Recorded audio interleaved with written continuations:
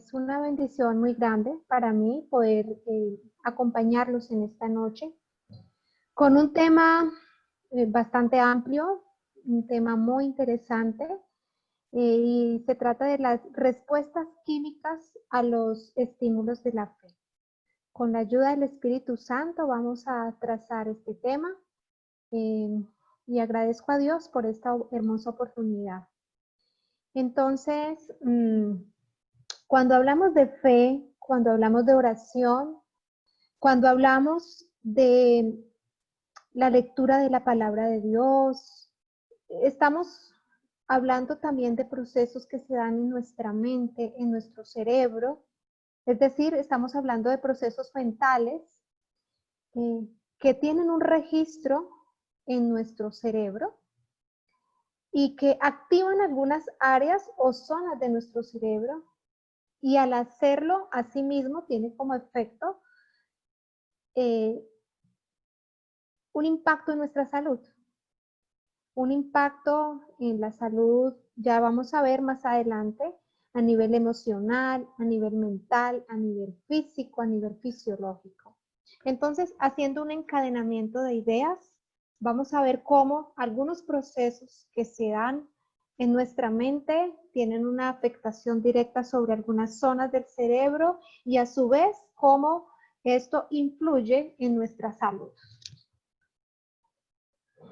Hay un versículo, seguramente es muy conocido por todos nosotros, hablamos de la fe, y es Hebreos 11, dice, es pues la fe, la certeza de lo que se espera, la convicción de lo que no se ve.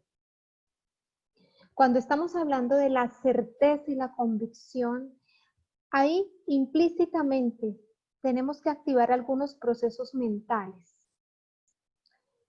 Y vamos a ver, según el espíritu de profecía, cuáles son algunos de esos procesos implícitos en la fe. Dice, quien desee participar de la naturaleza divina debe huir de la corrupción que hay en el mundo por causa de la concupiscencia. Debe haber una lucha del alma constante y fervorosa contra las malas fantasías de la mente. Es decir, diariamente nos encontramos en esa lucha, ¿no? La tendencia más natural, más biológica, más carnal nos impulsa a contemplar estímulos muy materiales, muy del mundo, pero acá se nos invita para que, por el contrario, luchemos contra eso. O sea, hay una batalla que ganar acá y es tratar de enfocar nuestra mente en los temas espirituales, focalizar nuestra mente, focus. Y debe haber, dice, una permanente resistencia a pecar, ya sea en pensamiento o en acción. El alma, permítanme, muevo acá la imagen, por favor. Dice, el alma debe mantenerse libre de toda mancha por la fe en el que es capaz de guardarnos de toda caída. Debemos tener entonces una permanente resistencia a pecar. ¿Y cómo lo logramos? Debemos meditar en las Escrituras, pensando seria y sinceramente en las cosas que atañen a nuestra salvación eterna. La infinita misericordia, el amor de Jesús y el sacrificio hecho por nosotros exigen una seria y solemne reflexión. Entonces es ahí cuando hacemos uso de lo que está escrito, de la meditación en las Escrituras, y es ahí donde empezamos a contemplar el amor de Jesús, su misericordia, todo lo que Él ha hecho por nosotros.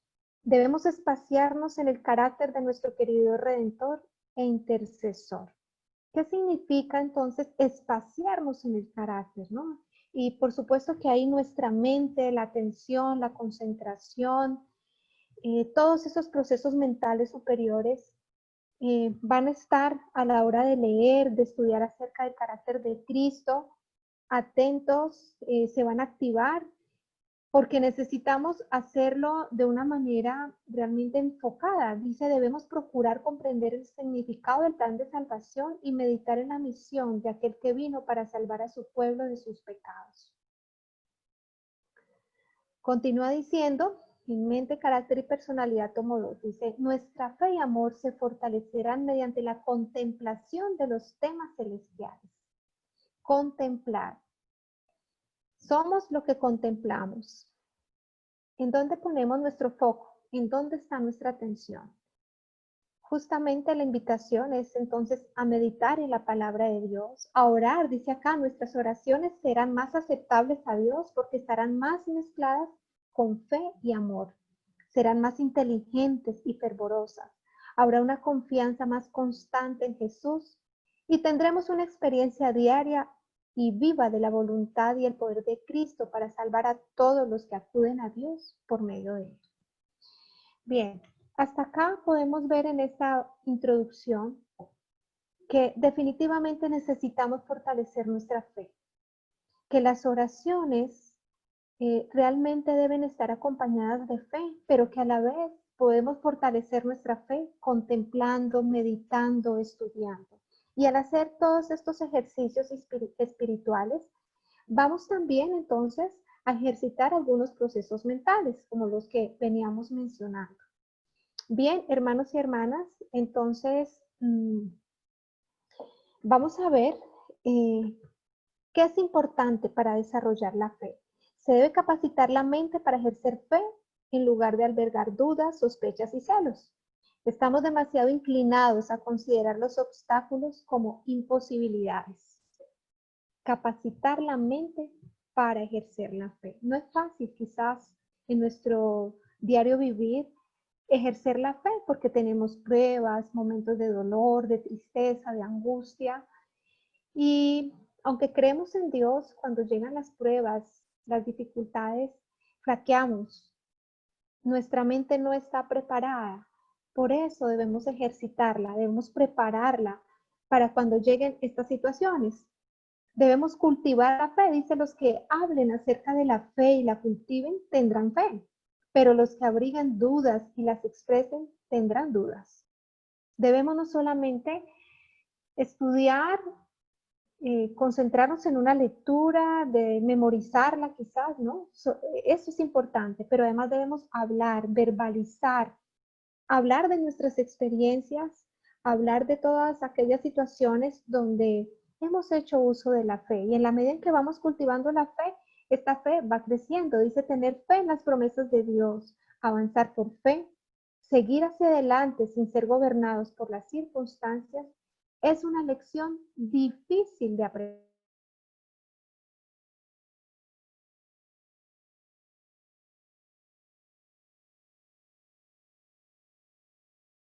De Dios. La fe debe ser cultivada si se ha debilitado. Es semejante a una planta enferma que hay que poner al sol, regarla cuidadosamente y atenderla. Bien, entonces necesitamos fortalecer la fe. Vamos a ver y quiero contarles, hermanos, realmente hablar de la química del cerebro, de cómo afecta la fe, no solamente algunos procesos mentales, sino cómo influye en todo nuestro cuerpo, cómo también tiene una relación directa con algunos procesos bioquímicos en algunas zonas del cuerpo, etcétera, etcétera. Pues realmente es un tema amplio, es un tema que ahora como lo vamos a ver, es un tema nuevo. No pretendo darles un tratado de neurociencias.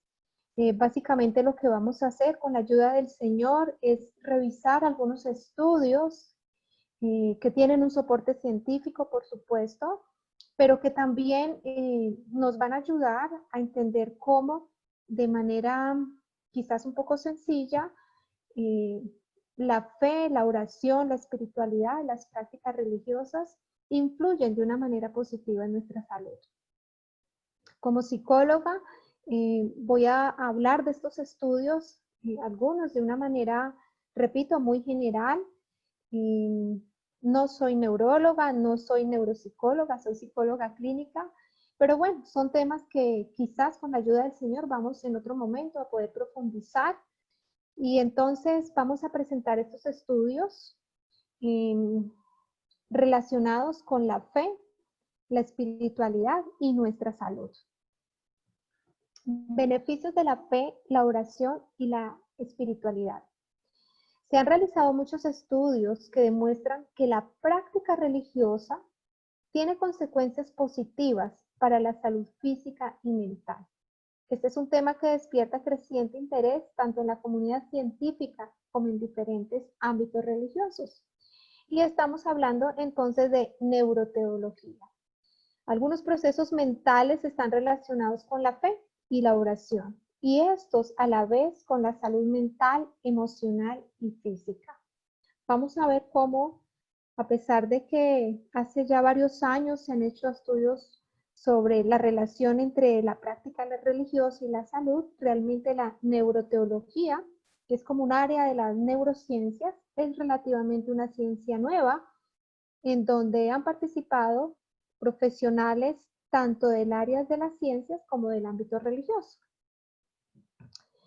La neurociencia espiritual, a la que algunos llaman también neuroteología, es un campo de investigación que nació a comienzos del año 2000 y que explora las bases neuronales de las experiencias espirituales y explica qué es lo que pasa en nuestro cerebro cuando tenemos experiencias religiosas.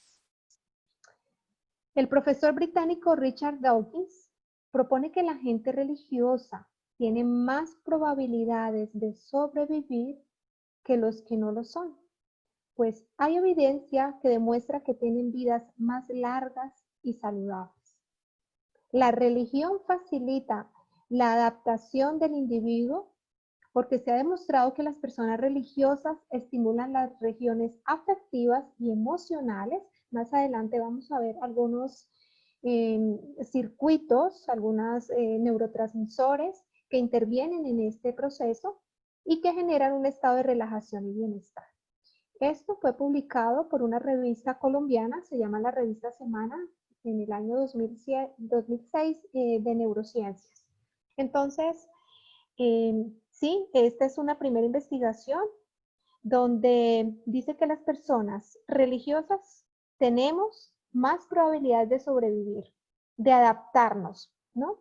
Porque hay algunas zonas específicas en nuestro cerebro, hay algunas áreas que se activan y que nos permiten en general tener un estado de tranquilidad, de paz, de armonía. Hay un libro publicado en Estados Unidos en el año 2002, dice Dios está en el cerebro. Es un libro que revisando recopila diferentes estudios e investigaciones acerca de la relación entre la religión y el cerebro, entre el cerebro y Dios, entre la religión y salud. Este libro explica que la experiencia religiosa libera una serie de neurotransmisores y hormonas que mitigan el estrés que sufre el cerebro ante los pequeños problemas de la vida diaria. Sabemos, hermanos, que cuando pasamos por momentos de estrés, pues claramente hay una serie de cambios bioquímicos y se libera, por ejemplo, cortisol, el cerebro sufre, algunos órganos blancos. Y definitivamente cuando tenemos una vida espiritual activa, una experiencia religiosa, como lo menciona el libro, entonces estos neurotransmisores y hormonas nos ayudan a manejar mejor el estrés. Se observa cómo la fe en Dios, dice el mismo libro, estamos hablando del mismo libro, Dios está en el cerebro, se observa cómo la fe en Dios reduce los síntomas de la depresión y favorece el autocontrol, mientras que la meditación mejora algunas capacidades mentales. Otro estudio también reveló que los creyentes viven más que los ateos o los gnósticos. Según los autores, la experiencia religiosa libera neurotransmisores como cuáles. Aquí vemos la serotonina, dopamina o la oxitocina que dan paz al cerebro. Quiero resaltar acá esta frase y es que se muestra en este estudio que los creyentes vivimos más que los ateos o los gnósticos. Y profundizando en la investigación y en estos resultados, decían que claramente hay acá una diferencia y es que nosotros, a diferencia de los que no creen, tenemos una idea muy positiva con respecto a la muerte. porque sabemos que para nosotros, por ejemplo, y de acuerdo a lo que está escrito, que dormir es un sueño. Entonces, y tenemos una esperanza de una nueva vida. Básicamente el estudio mostraba eso. Hay una gran diferencia respecto a cómo se percibe la muerte. Andrew Newber, médico y psiquiatra, es un investigador de la Universidad de Pensilvania, autor del libro Principios de Neuroteología, publicado en septiembre en el año 2013 en Estados Unidos. Destaca exactamente algunas zonas cerebrales y neurotransmisores involucrados en la espiritualidad y la práctica religiosa. Habla, por ejemplo, del lóbulo frontal. Dice que este nos ayuda a focalizar la mente en la oración. O sea, nos ayuda a dar foco. El sistema límbico, que permite experimentar emociones poderosas por medio de la producción de dopamina, el asiento de la emoción ubicado en el mesencéfalo. Y los lóbulos parietales, involucrados en nuestro sentido de nosotros y en su orientación en el espacio y el tiempo. Entonces aquí vemos ya algunas estructuras propias de nuestro cerebro. Estamos hablando del lóbulo frontal, de todo el sistema límbico, que es el sistema conocido como un circuito de las emociones, y los lóbulos parietales. Más adelante vamos a profundizar en un tema acerca de los lóbulos parietales, cómo nos ayudan a conectar con Dios. Dice, perdón, me devuelvo. Newber sugiere que la fe proporciona a las personas un sentido de conexión, códigos morales y comportamientos que mejoran la función social del grupo, un mecanismo por el que los seres humanos crecen y se adaptan, que proporciona objetivos, ser una mejor persona, desarrollar un sentido de propósito y significado de la vida. Es decir, que la fe nos ayuda a conectar mejor, ¿no? A conectar mejor con la vida, tener objetivos, desarrollar un sentido de vida. Hasta ahora, la neuroteología ha permitido demostrar que hábitos como la oración pueden reducir la ansiedad, la depresión e incluso incrementar la memoria. Entonces, realmente a la hora de orar, de conectar con Dios, de estudiar la palabra, estamos fortaleciendo también procesos como la memoria, y este estudio lo muestra. Estas mejoras cognitivas han podido relacionarse además con cambios a largo plazo en la función cerebral.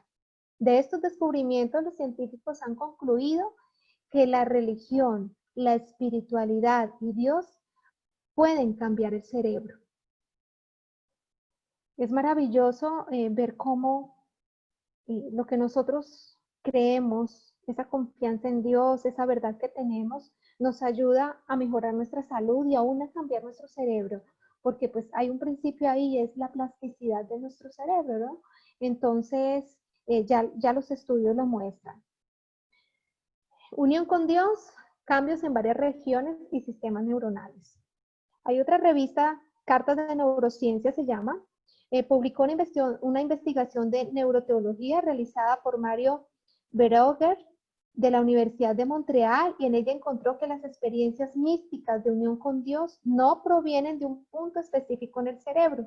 Antes se creía eso, sino que en ellas intervienen varias regiones, varios sistemas neuronales. Antes se creía como que existe un punto específico, ¿sí? Entonces ya no, se evidencia que existen diferentes regiones, zonas, estructuras que se activan, que se modifican en esa conexión con Dios. Por ejemplo, el núcleo caudado, que está relacionado con emociones positivas como la felicidad, el amor romántico y maternal.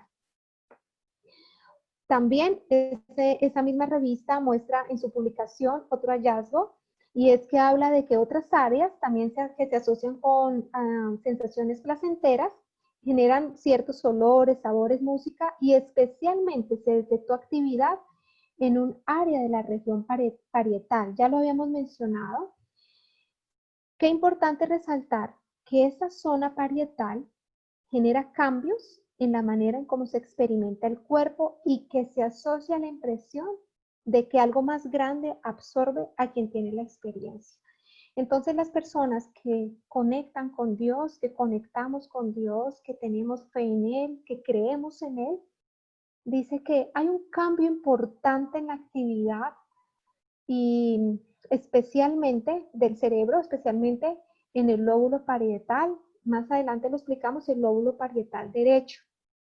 Entonces es ahí, en esa zona, donde se tiene la idea, la sensación, la experiencia de que algo más grande, existe algo más allá y más grande, superior, fuera de nosotros mismos.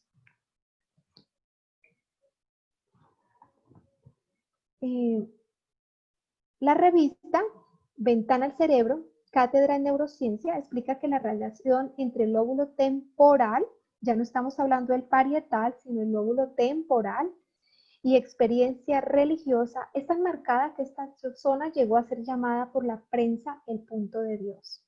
De hecho, a eso se referían, decían que exactamente era una zona del lóbulo temporal el que tenía esa conexión con Dios, ¿no? Por eso se llamaba el punto de Dios, pero ya vemos que son diferentes estructuras. También indica que con la experiencia religiosa se activan varias regiones. Entonces, ¿qué nos dice? Regiones como el núcleo caudado. Bueno, estas son estructuras, no queremos como profundizar en cada una de esas estructuras, su función y demás. A nivel general, estas estructuras, núcleo caudado, el giro cingulado, la corteza insular, órbito frontal, prefrontal, el tronco del encéfalo y el tálamo. Es decir, una gran variedad de estructuras, además entre ellas interconectadas, se ven afectadas positivamente cuando creemos en Dios, cuando tenemos una experiencia activa en lo espiritual, una experiencia religiosa. Se ha visto que el sentimiento de trascendencia, abandonarse en Dios, correlaciona con una disminución de la actividad del lóbulo parietal derecho.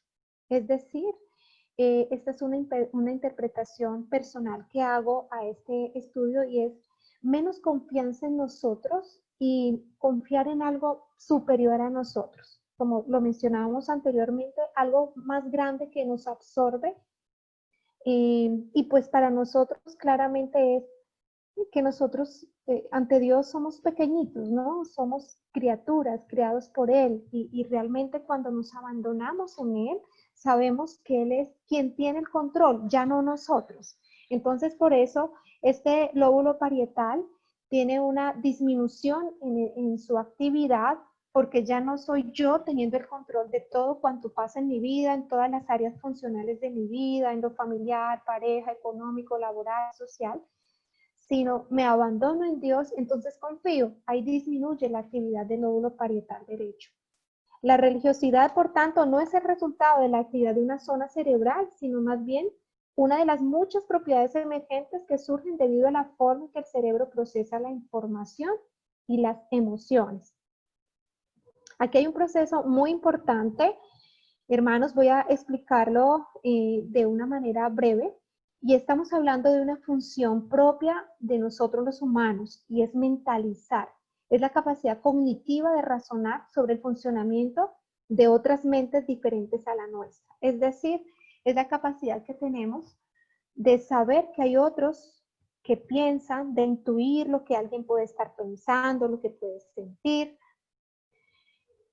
comprender que hay otros pensamientos diferentes al nuestro, caracteres diferentes al nuestro, la Biblia lo registra, ¿no? 12 caracteres diferentes, los hijos de Israel. Entonces, el poder interpretar, saber, percibir que hay otros que piensan y sienten diferentes, a eso le llamamos mentalizar. Anticipamos la respuesta de aquellos con los que tratamos.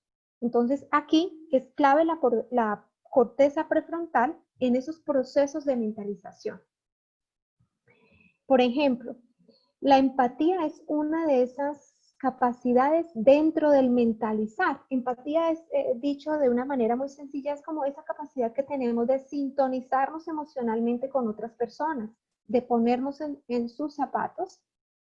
Y aquí intervienen las neuronas espejo, ¿no? Se activan, las neuronas espejo se activan cuando tenemos una relación con otra persona y logramos leer en su rostro una emoción, por ejemplo, de tristeza, de enojo. Por ejemplo, no regaño en público a mi hijo por no hacerlo sentir mal. Cuando yo interpreto que si digo algo frente a algunas personas, le digo algo a mi hijo y él se va a sentir mal, ahí estoy haciendo empatía. Esa es una de las capacidades dentro del mentalizar. Mentalizamos en nuestra relación con Dios. Hablamos con Él, cuando hablamos con Él y oramos, estamos pendientes de cómo Él va a responder a nuestras oraciones. Estudios de neuroimagen muestran que cuando una persona piensa en Dios o reza, se activan las mismas regiones encefálicas que en los procesos de mentalización. Qué interesante.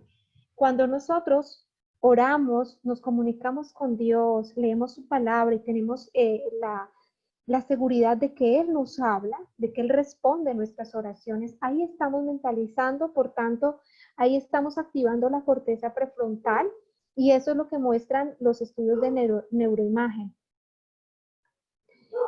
4 estudios diferentes demostraron que creer en Dios iba unido a puntajes muy altos en mentalización. Esto lo publica la BBC News. La eficacia de la oración. Vamos a hablar puntualmente de estudios acerca de la oración. Dice que la oración depende del resultado de las solicitudes de oración. Ellos hablaban de esto, que la eficacia dependía del resultado.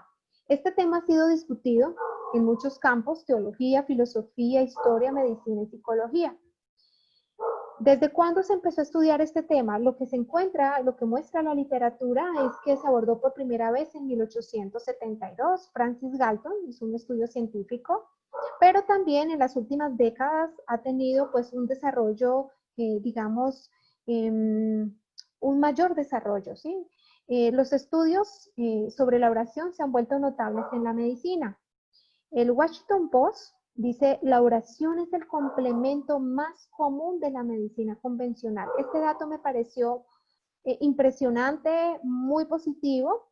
Dice, y sabemos que pues es un medio serio, dice: superando con creces a la acupuntura, las hierbas,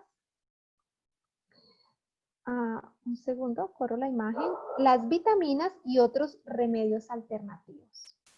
Entonces, la oración dice que es un complemento y que supera a otras herramientas de las que en algunos momentos se hace uso en el sector salud, como acupuntura, hierbas, etc. En comparación con otros campos, resumiendo, dice que aunque es relativamente nuevo el estudio, los estudios sobre la oración, más o menos, dice, se han invertido alrededor de 5 millones de dólares en investigaciones acerca de la oración y la salud, la oración y la medicina. Y muestran algunas preguntas, plantean algunas preguntas que se han hecho y que serán objeto de estudio en los posteriores años, como por ejemplo, dice: la oración de un cristiano dentro de una iglesia tiene más efecto que fuera de la iglesia. Repito, estas son preguntas que se ha planteado la ciencia y que pretenden resolver en futuras investigaciones. Varía según el tamaño de la iglesia. La oración por una persona que está a un continente de distancia tiene el mismo efecto que las oraciones por una persona que está a unos centímetros de distancia. ¿Tiene el nivel de habilidad de la persona que ora un efecto sobre el resultado?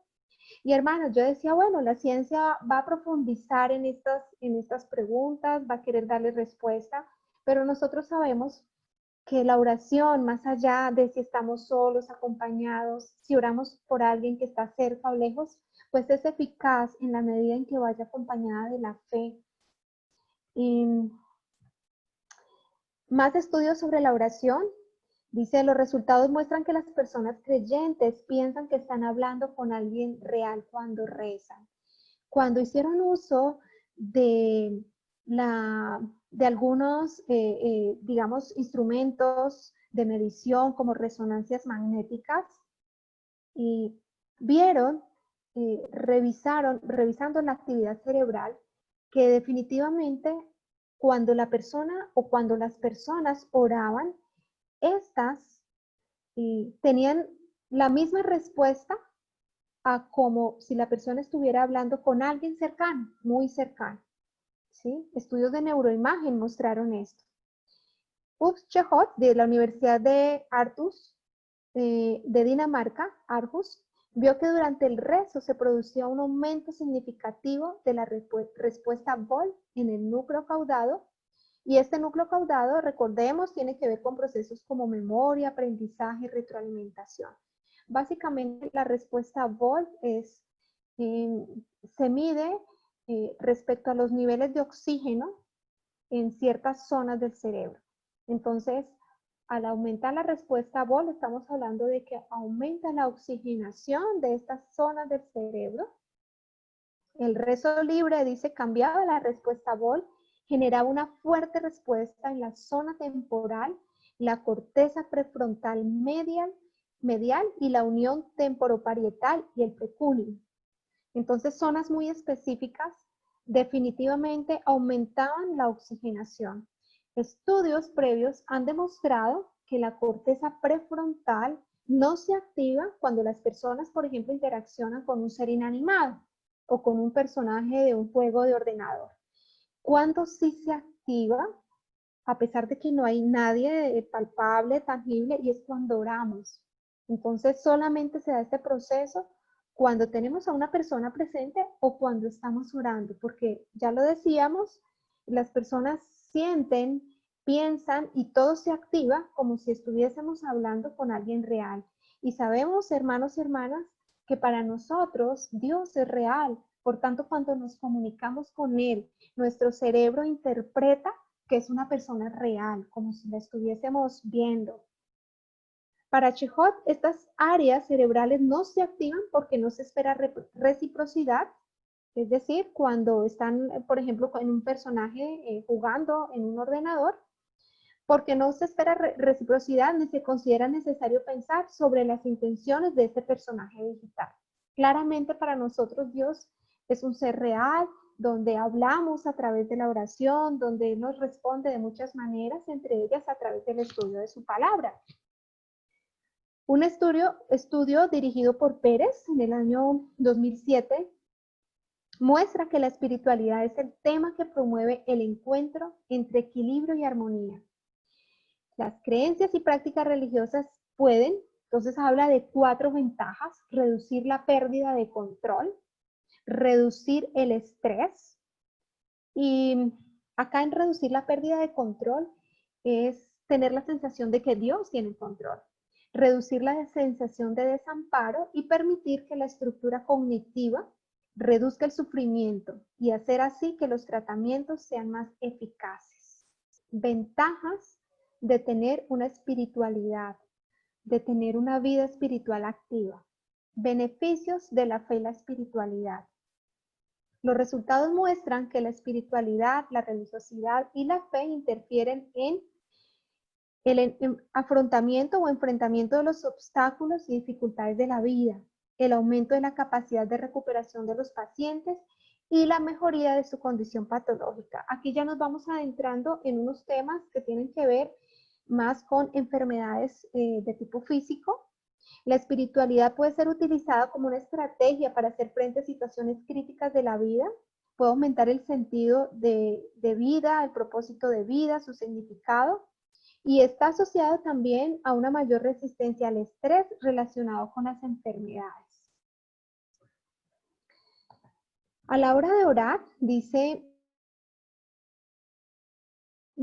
además de la espiritualidad, el acto de orar o rezar puede añadir el optimismo al proceso de enfrentamiento y manejo de la enfermedad crónica. Es decir, cuando una persona ora, tiene mayores herramientas para afrontar y manejar una enfermedad de tipo crónico, como por ejemplo la hipertensión. Vamos a ver más adelante los beneficios que tiene para un hipertenso el estar en comunión con Dios, el orar.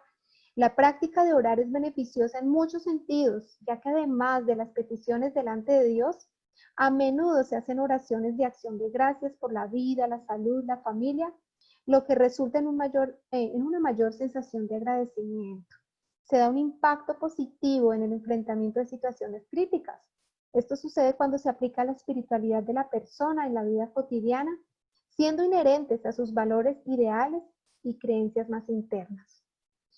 El simple hecho de creer que se puede controlar algo que va más allá de las explicaciones definidas da al hombre un sentido de autosuficiencia. El creer en Dios.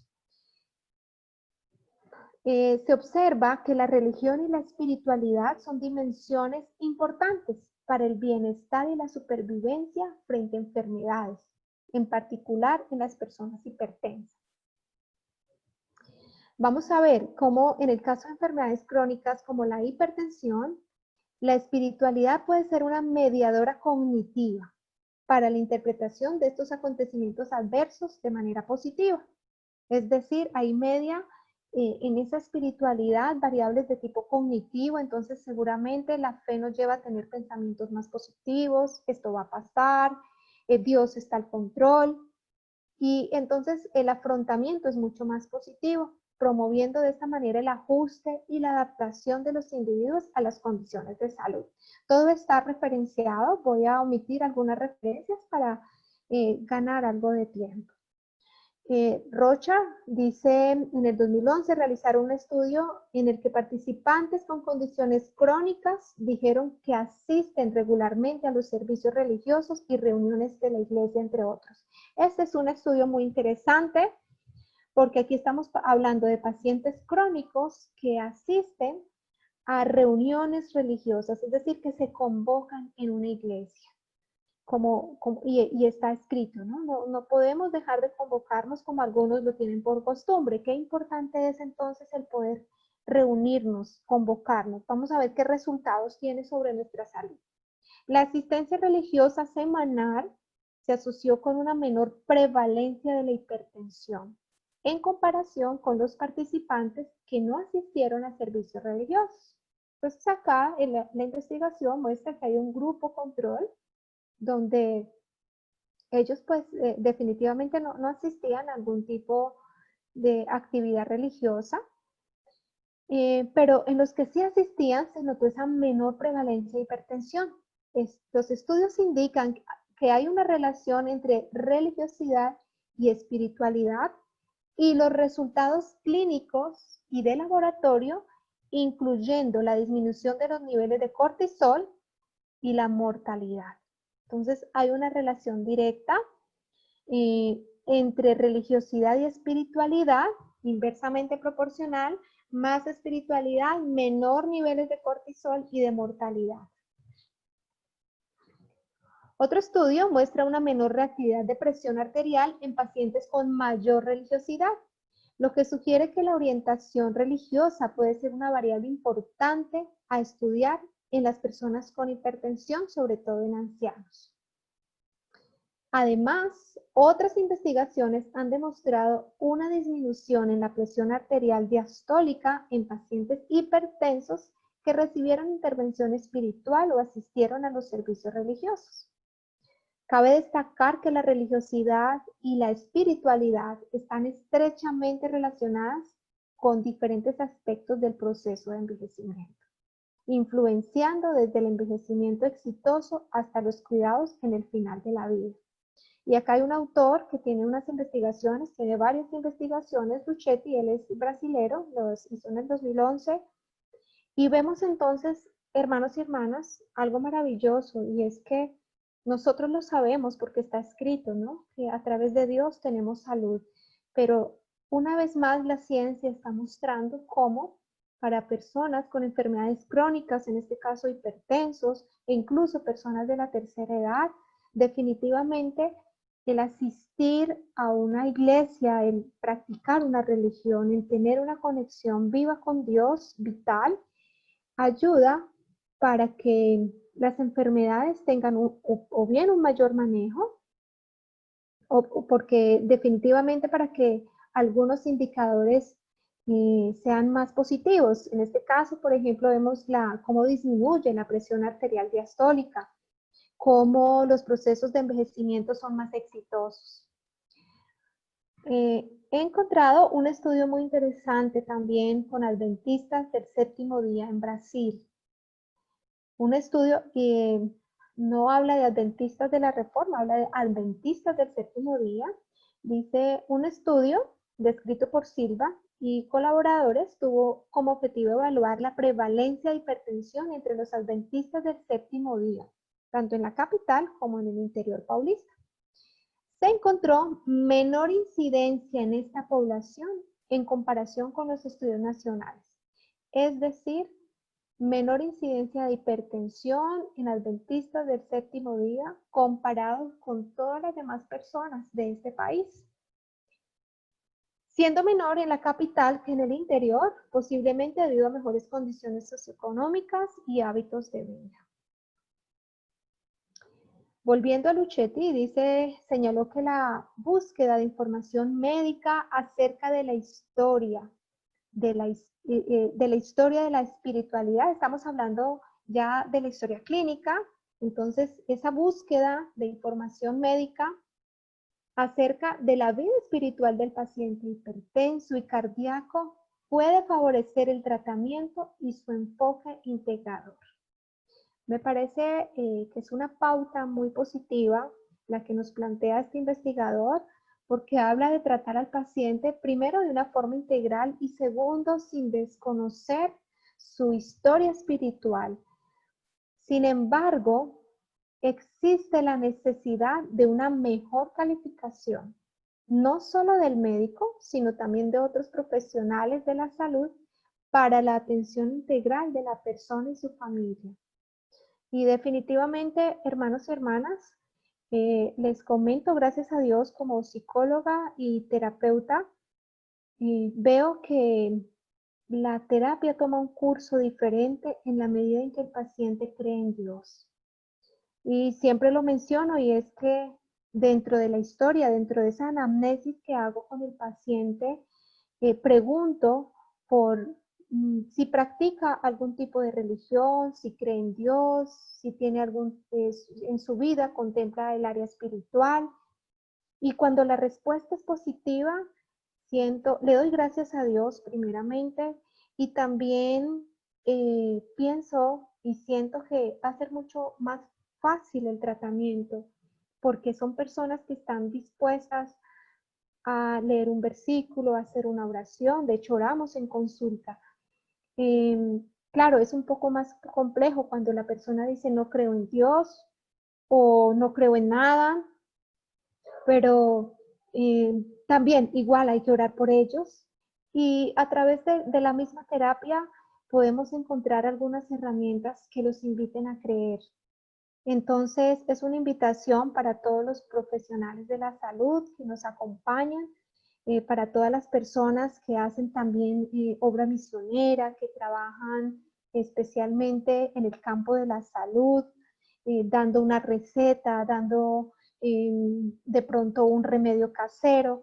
Qué importante es indagar sobre cómo está la vida espiritual de esta persona, del paciente.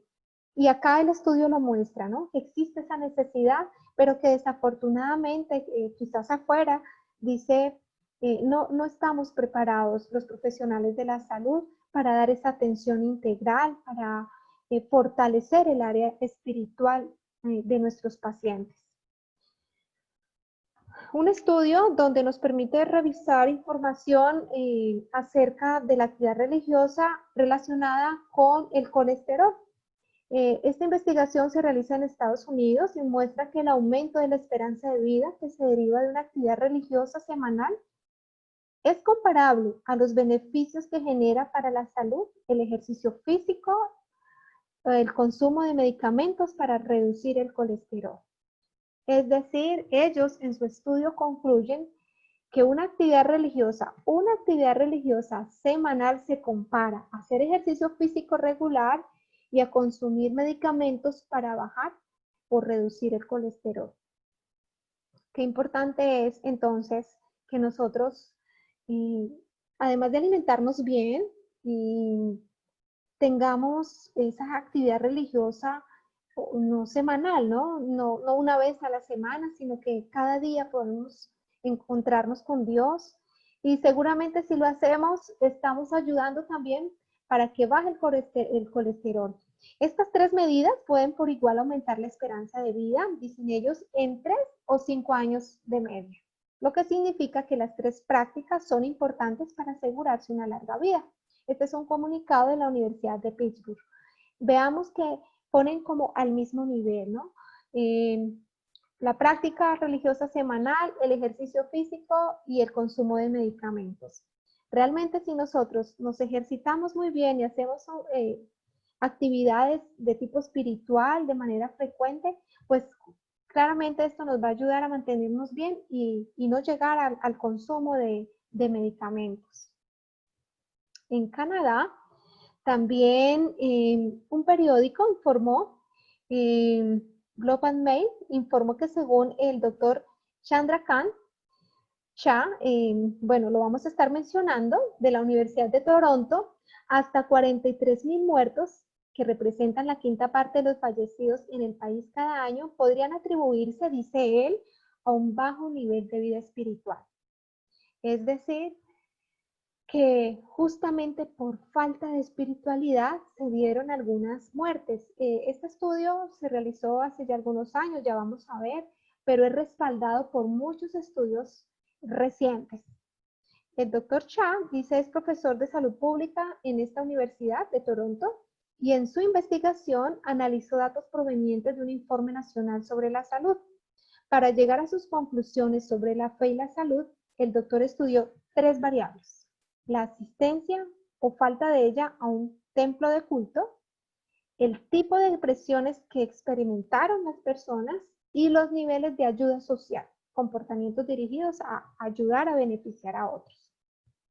Estos datos fueron relacionados con la mortalidad y las enfermedades. Esto inició desde el año 94. Entonces, desde esta época, aunque es una época, pues ya hace algunos años, ¿no? Dice que fallecieron en ese entonces 211,000 personas. A este dato se añade el hecho de que un 41% de los adultos canadienses no habían asistido a un templo durante todo el año. ¿Por qué es importante esta investigación? Porque dio curso a otras investigaciones. Las conclusiones ahora están en proceso de evaluación profesional, pero el doctor Shah afirma que si solo un 6% más de canadienses participaran en actos de culto, el número de muertos podría disminuir por 5,000, mientras que si el 80% practicasen una fe, se podría reducir el número de muertos por 23,000.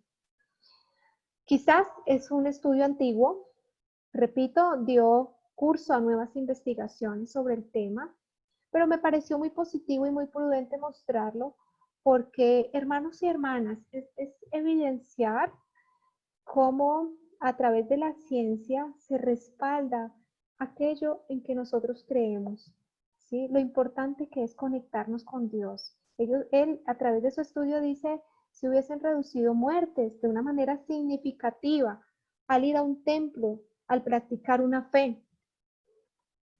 El estudio argumenta que la dimensión interior de la espiritualidad otorga a las personas un sentido y una meta para sus vidas. Al sentirse conectados con un poder espiritual y al dejarse guiar por él, se reducen los niveles de tensión. Además, la paz interior que proviene de la práctica de una religión disminuye el deseo de comportamientos donde lo único que se busca es la satisfacción de los sentidos, como el alcohol, el tabaco, la promiscuidad sexual, que tanto dañan la salud.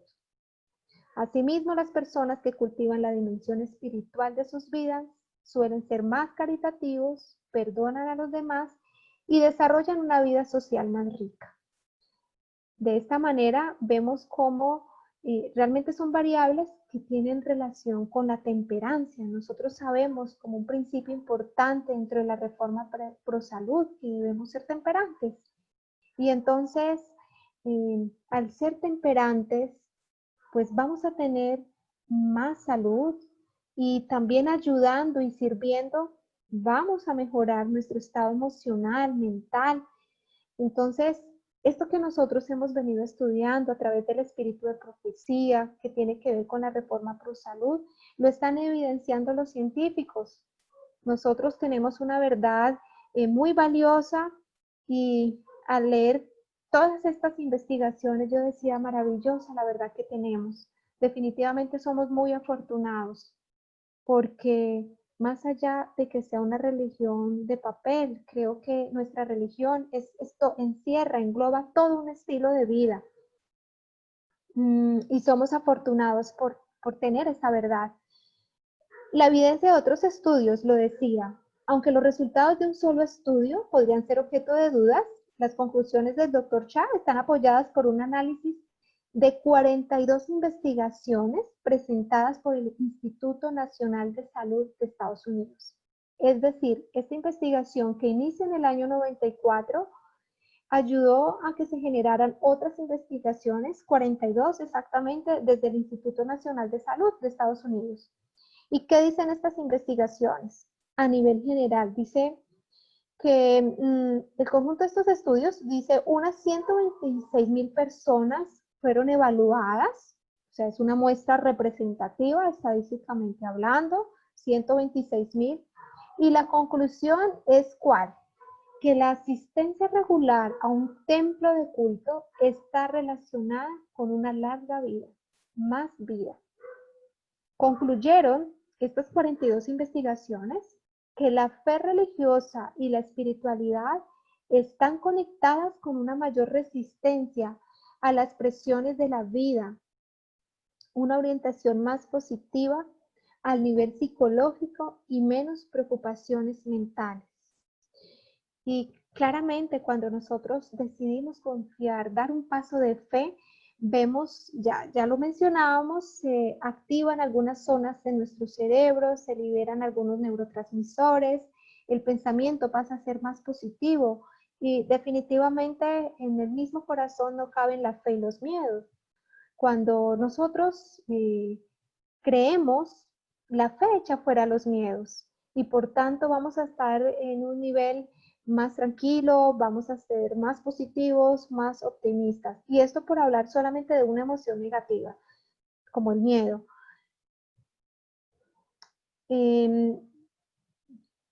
Seguimos, entonces, dice, según el Sunday Times, aunque en el año 2000, aunque estudios previos habían demostrado que la participación religiosa ayudaba en problemas con la presión de la sangre, problemas de corazón y enfermedades mentales, es la primera vez que se ha analizado de una manera tan completa la relación entre la fe y el promedio de vida. Esto es lo que nos muestran justamente esos estudios, ¿no? Habían otros estudios que mostraban que definitivamente se mejoraba por ejemplo, la hipertensión, ya lo veíamos, que había un envejecimiento más exitoso, temas como el colesterol, otro tipo de enfermedades crónicas, pero aquí hay una relación directa y lo muestran entre la fe y el promedio de vida. Es decir, que existe una mayor expectativa de vida. Acá en Colombia estamos hablando de AVISA, que son los años de vida saludable. Continuando, dice las conclusiones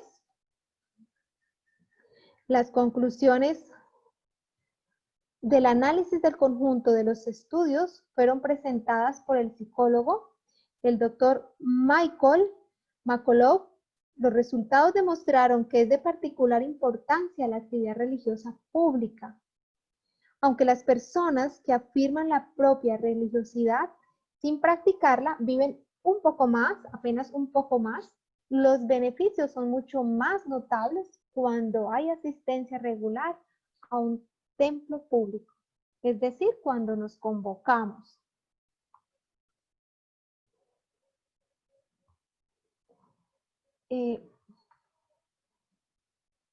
Sigue diciendo, por ejemplo, ya ubicamos la diapositiva, dice, uno de los estudios analizó a 21,000 personas y descubrió que los que nunca fueron a una iglesia, sinagoga o templo, tenían casi el doble de riesgo de morir durante los siguientes 9 años. El doble de riesgo, hablando de mortalidad, en comparación con los que participaban una vez a la semana en un acto religioso público.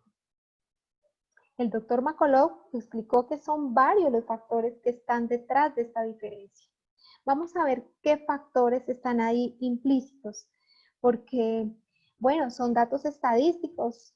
Sé que quizás algunos digan, bueno, sí, son investigaciones de la ciencia, pero realmente no están contradiciendo lo que nosotros creemos, por el contrario, creo y haciendo este ejercicio de revisar estas investigaciones, yo decía, genial y es maravilloso y Dios está poniendo esta información ahí porque pues justo en este momento estoy trabajando con algunos pacientes no creyentes y que me han pedido como una explicación, bueno, muéstrame cómo es que existe Dios, qué beneficios, y yo decía, bueno, acá tenemos información que quizás inicialmente podemos mostrarles más allá de la Biblia, porque algunos dicen, no quiero saber de Biblia, pero bueno, es un buen inicio, cómo a través de la ciencia podemos ratificar que definitivamente las creencias en Dios, las creencias acerca de Dios, la práctica religiosa, la espiritualidad, el convocarnos en una iglesia, definitivamente nos da más salud y más años de vida saludable.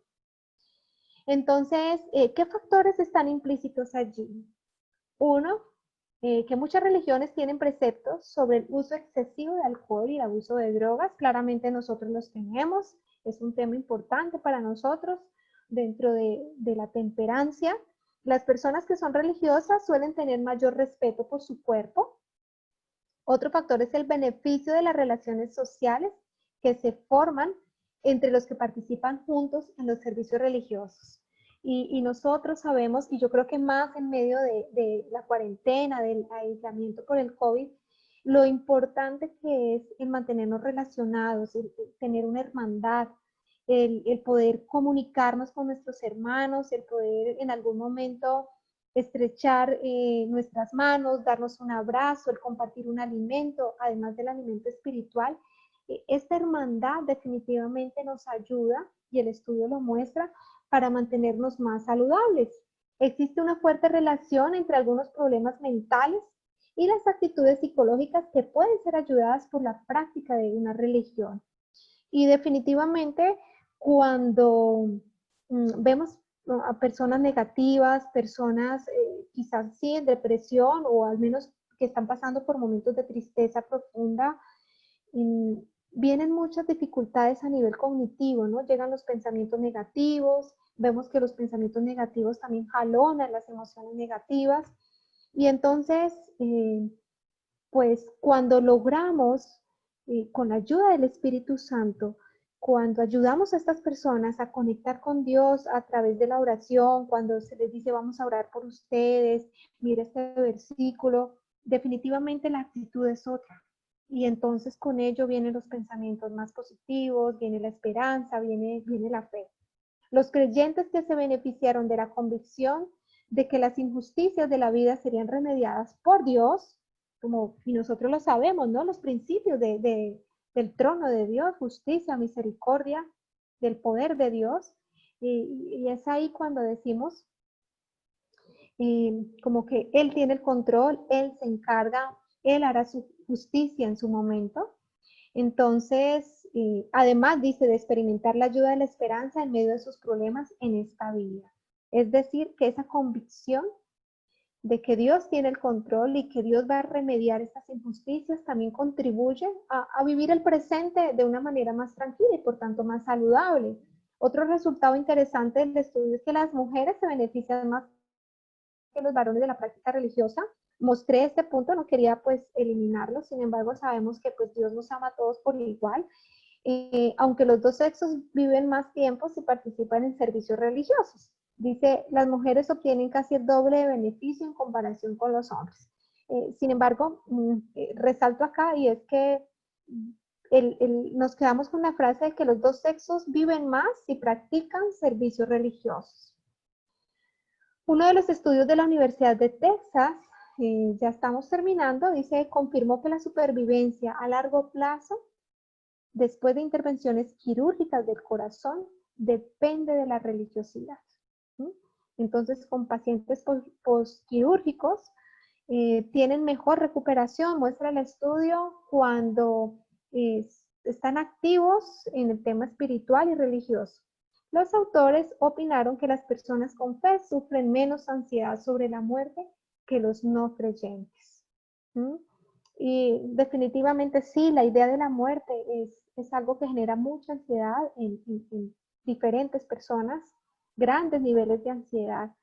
Y lo mencionaba anteriormente, para nosotros La muerte es visto como un proceso natural en donde tenemos también, además de saber que en algún momento podemos morir porque es una opción, tenemos la confianza en que en algún momento vamos a resucitar y va a haber una nueva vida, un nuevo cielo, una nueva tierra. Y en este sentido, pues tenemos menos ansiedades. Y esto es lo que genera una gran diferencia con respecto a las personas que no creen en Dios.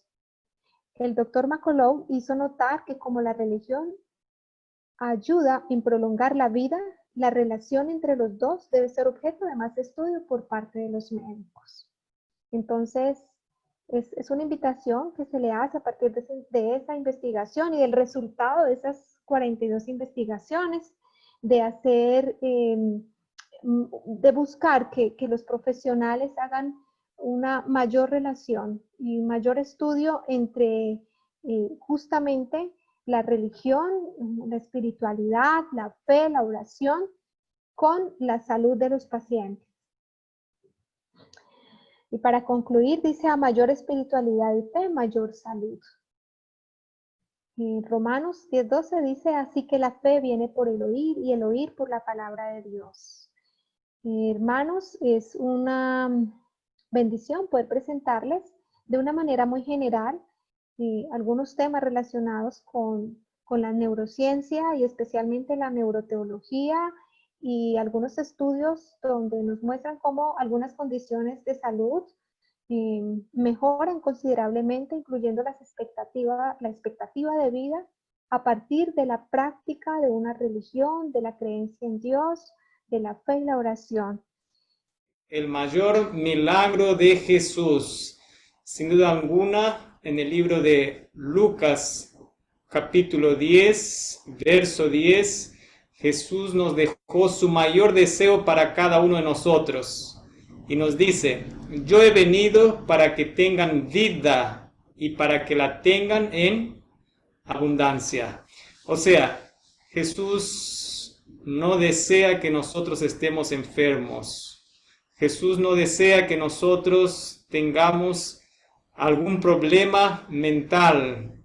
Jesús desea que nosotros tengamos vida, una calidad de vida tan buena que el Señor desea que la tengamos en abundancia.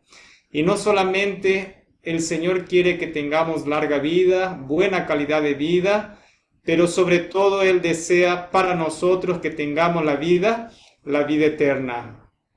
En el libro de Lucas, capítulo 12, encontramos el relato de Jesús al respecto de la resurrección de Lázaro. Sabemos de que Jesús era muy amigo de Lázaro, Marta y María, que eran hermanas de Jesús. Y en cierta ocasión, Lázaro queda enfermo y las hermanas, Marta y María, envían un mensaje a Jesús diciéndole, Maestro, al que amas, mira, está enfermo. Ellas creían que Jesús iba a venir corriendo para poder sanarlo. Pero Jesús, hablando con sus discípulos, le dice, mira, esta enfermedad es para gloria de Dios. Y se detuvo algunos días todavía. Y finalmente Lázaro muere. Y la familia quedó muy quebrantada. Jesús demoró todavía 4 días para llegar hasta la casa de Marta y María. Y cuando Jesús llegó próximo de la casa de Marta y María, mandó a llamarlas a ellas. Y primero llegó María y después Marta.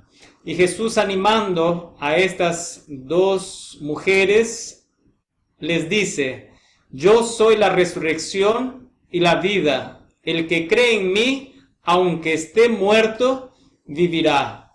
Y todo aquel que vive y cree en mí, no eternamente. Marta y María pensaban de que Jesús estaba hablando al respecto de la primera resurrección de los justos, como así ellas creían. Pero Jesús, además de esto, estaba asegurando a María y a Marta de que Lázaro iba a ser resucitado. Jesús les dice a ellas: mostradme dónde lo habéis sepultado. Y María le dice: mira, hace 4 días ya está sepultado, ya está oliendo feo. Por favor, como diciendo Jesús, mejor no nos acerquemos, ¿no? Pero Jesús le dice: ¿no te he dicho que si creyeres verás la gloria de Dios? Y fue hasta el sepulcro. Cuando Jesús está frente al sepulcro, entonces Él da la orden diciendo: quitad la piedra.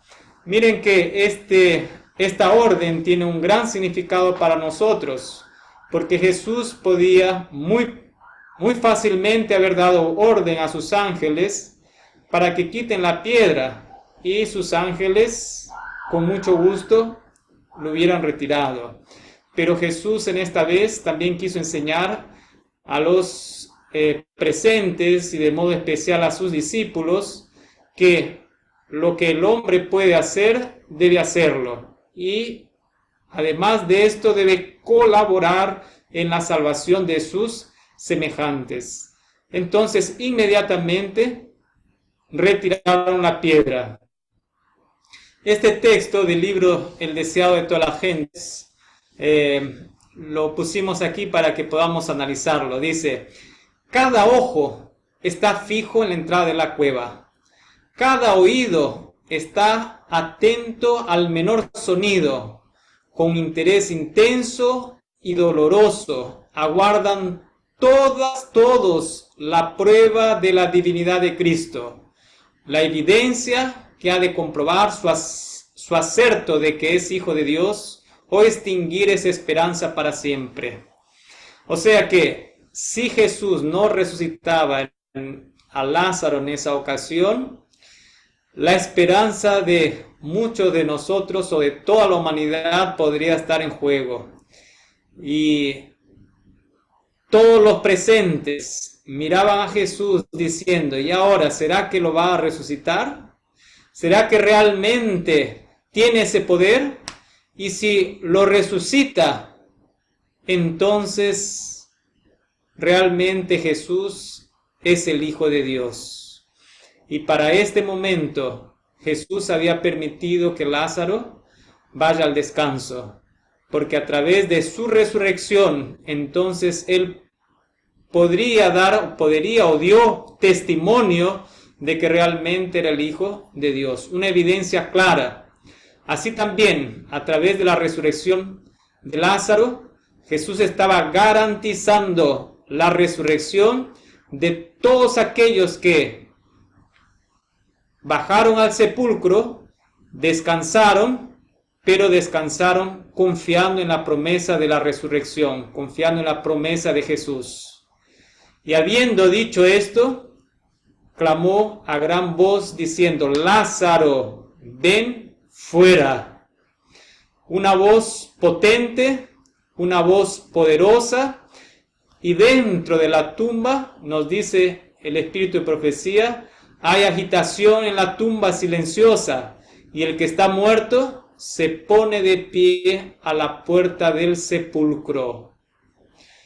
Una orden, una voz, devuelve la vida al que hace 4 días ya estaba muerto en estado de descomposición. Una voz poderosa. Sus movimientos, los movimientos de Lázaro, son trabados por el sudario en que fuera puesto. Y más una vez, Cristo dice a los espectadores asombrados: desatadle y dejadle ir. Más una vez el Señor solicita que los hombres, los seres humanos, colaboren en favor de su prójimo. Vuelve a serles demostrado que el obrero humano ha de cooperar con Dios. La humanidad ha de trabajar por la humanidad.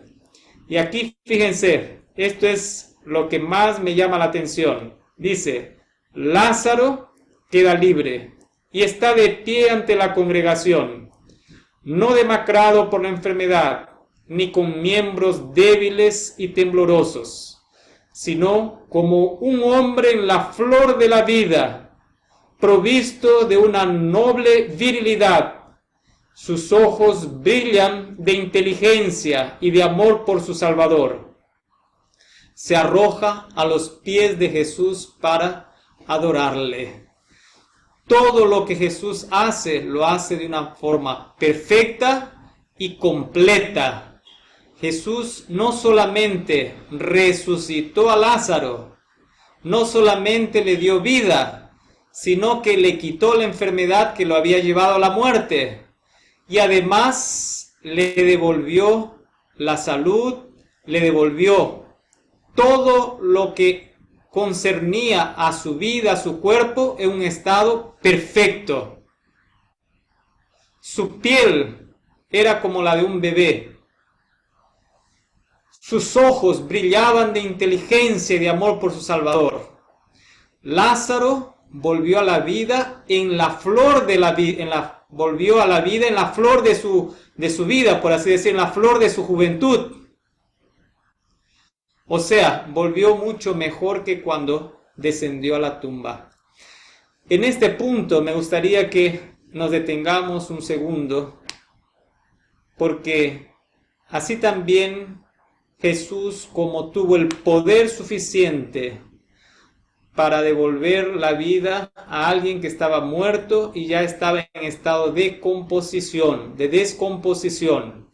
Ese fue, podemos decir, el mayor milagro de Jesús entre todos los milagros que había hecho. Pero en realidad, el mayor milagro que Jesús hace y quiere hacer es justamente darnos vida a nosotros.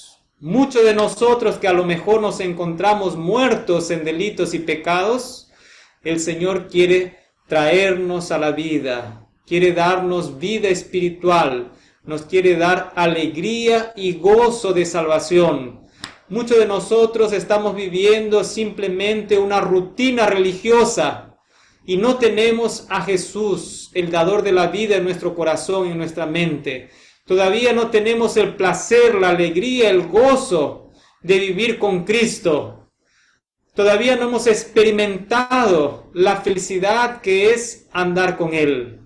Y necesitamos aceptar a Jesús como nuestro Salvador. Cuando nosotros le recibamos de corazón, entonces ríos de agua viva saltarán de nuestro ser. ¿Por qué? Porque Él suplirá todas nuestras necesidades.